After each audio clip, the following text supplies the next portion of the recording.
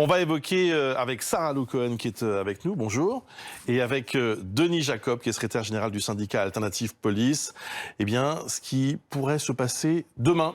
À Paris, les Gilets jaunes sont de retour. Ils annoncent un rassemblement. Combien seront-ils? Ça, c'est la grande question. Évidemment, Jérôme Rodriguez, l'une des figures de ce mouvement, est à la manœuvre. Alors, ça a commencé d'ailleurs sur les réseaux sociaux et c'est déjà très chaud, on peut le dire, entre les Gilets et les policiers et certains syndicats en tout cas. Ce qu'on peut vous annoncer aujourd'hui, c'est qu'il va y avoir sans doute un changement de doctrine, en tout cas une nouvelle façon pour les forces de l'ordre d'appréhender, en tout cas de gérer cette situation. Interdire les manifestations de gilets jaunes, bon, j'imagine que certains policiers n'auraient pas été contre. Non. Honnêtement, je pense que mes collègues ne sont pas là pour dire qu'il faut interdire les manifestations, et c'est la grande majorité. Manifester, c'est un droit fondamental de notre démocratie. Il n'est pas question que la police remette en cause ce droit fondamental, et encore moins moi ou mes collègues syndicalistes, nous sommes aussi amenés en tant que policiers à manifester. Après, il faut faire le distinguo. Il y a les manifestants et il y a les casseurs. Et moi, depuis 2016, depuis les manifestations contre la loi El Khomri, au nom de mon organisation Alternative Police, je demandais de manière incessante que cette doctrine de maintien de l'ordre soit revue. Et soit revue un peu à l'image de ce qui se pratique en Allemagne, c'est-à-dire des véhicules sonaux très puissants qui permettent de dire très clairement ce que l'on va faire en cas de dispersion d'une manifestation qui se transforme en mouvement violent.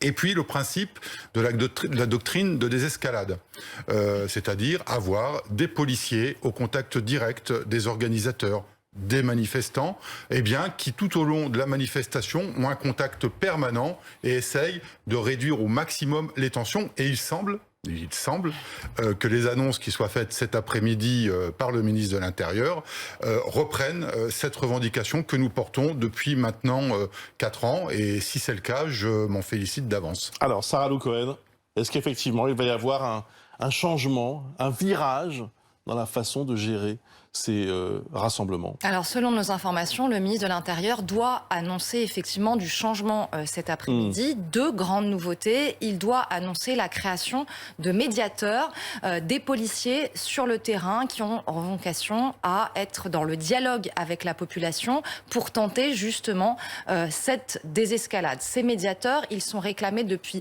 longtemps par les associations notamment et ils existent ailleurs dans plusieurs pays européens. Vous en parliez, en Allemagne, en Angleterre, en Suède, et ça a porté ses fruits. Ce sont donc des policiers qui doivent parler pour essayer de faire en sorte que ça se passe mieux. La difficulté avec ces mouvements-là, c'est qu'il n'y a souvent pas d'interlocuteurs. Par exemple, avec les Gilets jaunes, il y a des têtes de pont, mais les policiers, quand on a commencé à évoquer cette piste des médiateurs, disent la difficulté, c'est à qui on parle, à qui on s'adresse. C'est-à-dire dans des cortèges classiques avec des syndicats, voilà. C'était plus facile. Enfin, il n'y a pas de médiateur, pardon de vous couper, il n'y a pas de médiateur avec les Black Blocs. On ne discute pas avec les Black Blocs. C'est la difficulté. Donc, on peut discuter avec ceux qui sont autour. Voilà. En tout cas, l'idée, c'est de, en tout cas, proposer des solutions, parce qu'on sait que ça fait 1 an qu'ils réfléchissent. On l'attend depuis 1 an, ce nouveau schéma national du maintien de l'ordre. C'est Christophe Castaner qui avait lancé l'idée. Et comme ils ne vont pas enlever les armes intermédiaires et le fameux LBD, le lanceur de balles de défense, il a fallu quand même trouver des solutions pour tenter d'apaiser, de rassurer et de faire des propositions. Donc il y a cette idée du médiateur qui va être proposée, qui pourrait arriver sur le terrain dès demain d'ailleurs. Et puis il y a l'idée aussi de créer ce qu'ils appellent des superviseurs, des policiers là aussi sur le terrain et qui là auraient vocation à encadrer ces unités qui interpellent sur le terrain. Vous savez, on en a beaucoup parlé à Paris, on les appelle les braves, les brigades de répression de l'action violente. Ce sont ceux qui sont munis de LBD et qui vont au contact. Et c'est avec ces unités-là qu'il y a eu des problèmes parce que ce sont ceux qui interpellent, donc c'est forcément plus compliqué. Et donc l'idée, c'est de leur mettre une sorte de vigie, un superviseur qui veillerait à ce que l'emploi de ces armes intermédiaires se fasse dans des bonnes conditions. Si je comprends bien, ces superviseurs seraient là, on peut le dire, pour éviter les bavures. C'est un peu ça le boulot, non? Et pour éviter en tout cas que ces armes soient utilisées pas à bon escient, parce que c'est très compliqué dans les manifestations d'utiliser les LBD. On l'a vu, c'est une arme qui n'est pas toujours très précise. Les gens bougent dans une manifestation, donc en tout cas être celui qui a le pas de côté, le recul nécessaire pour éventuellement guider ces équipes. Est-ce que voilà, ces deux options, ces deux propositions donc vous semblent de bonnes idées? Ça va dans le bon Voilà. sens. Enfin, moi, je les porte au nom de mon organisation depuis plusieurs années. Ce que je dois préciser néanmoins, et je pense que c'est bien que vos téléspectateurs l'entendent, c'est que les policiers ne vont pas sur une manifestation avec l'idée d'aller matraquer.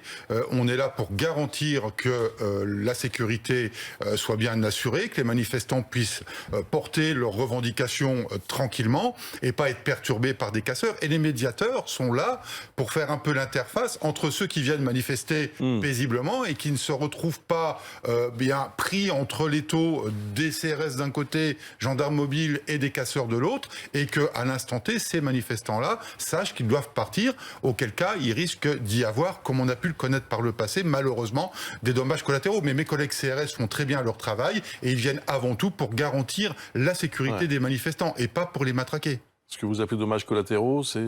malheureusement, c'est des des choses blessés, graves. des blessés, il ne faut pas le nier. Il y en a eu pendant les manifs des Gilets jaunes. Qu'est-ce qui va se passer demain, Sarah Loukohen? La grande inconnue, ils Alors. s'attendent en tout cas à Paris. Ça fait des semaines qu'ils planchent sur un dispositif parce qu'ils sont inquiets. Ils s'attendent à environ 2000 à 4000 manifestants sur l'ensemble de la journée à Paris, avec au moins 200 ultras jaunes et surtout pas seulement des gilets jaunes.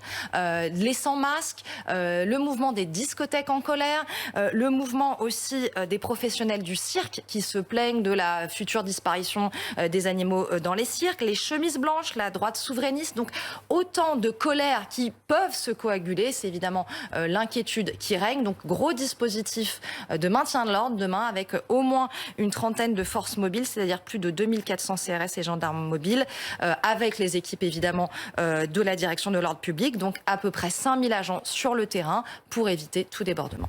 Bon, vous redoutez cette journée?